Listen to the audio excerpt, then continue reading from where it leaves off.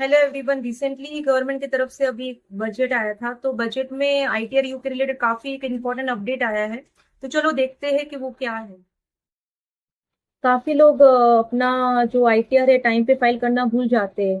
Even time पे तो वो फाइल नहीं करते, लेकिन जो बिलेटेड आईटीआर है वो भी फाइल करना भूल जाते हैं। तो काफी टाइम ऐसा होता है कि जब उनको बैंक की रिक्वायरमेंट होती है, बैंक लोन की रिक्वायरमेंट होती है या कुछ नोटिस वगैरह आता है, तब उनको याद आता है कि वो आईटीआर फाइल करें।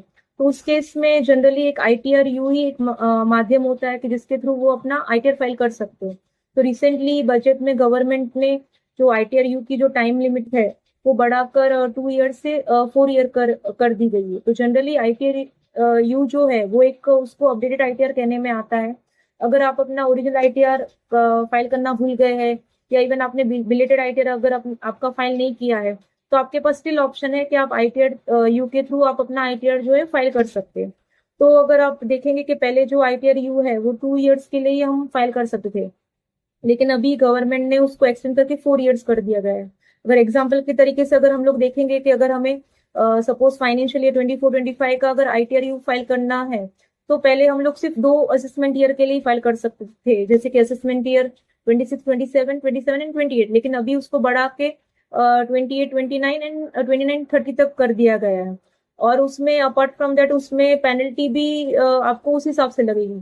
पहले 2 ईयर के लिए आपको मिनिमम 25% पेनल्टी लगती थी, पर आप विथ इन 1 ईयर अगर आपका आईटीआर यू फाइल करते थे, और विथ इन अगर 2 ईयर करते थे तो 50% लगती थी। लेकिन सिमिलर वे से अगर आप वही आईटीआर अभी 4 ईयर्स के लिए करेंगे तो आपको पेनल्टी फिर उस हिसाब से लगेगी।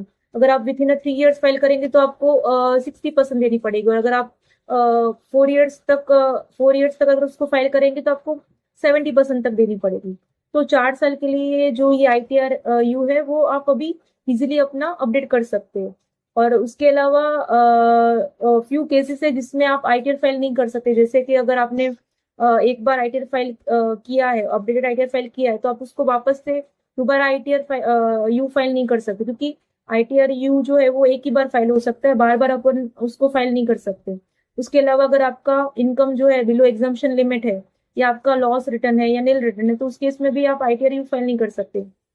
थर्ड, अगर आपको कुछ रिफंड वगैरह क्लेम करना है, तो उस केस में भी आप अपना आईटीआर यू फाइल नहीं कर सकते। अगर आपके वहाँ पे कुछ सर्च हुआ है या सर्वे वगैरह कंडक्ट हुआ है, तो उस केस में भी आप अपना आईटीआर वगैरह फाइल नहीं कर सकते। तो ये सब जो कंडीशंस है जिसमें आप अपना आईटीआर यू फाइल नहीं कर सकते। उसके अलावा अगर आपको आईटीआर फाइल करना है, आईटीआर यू फाइल करना है, तो आप इजीली कर सकते हो। तो अभी टैक्स पेयर के लिए गवर्नमेंट ने काफी राहत की बात दी है कि अगर कोई भी पर्सन अगर अपना आईटीआर फाइल करना भूल गया है, तो इवन उसके पास 4 साल का टाइम है कि वो अपना आईटीआर यू के माध्यम से अपना आईटीआर फाइल कर सके। तो इसी वे से मोर इंटरेस्टिंग अपडेट के लिए आप हमारे फर्म एनएसएक्स कंसल्टेंसी को फॉलो करते रहिए। Thank you.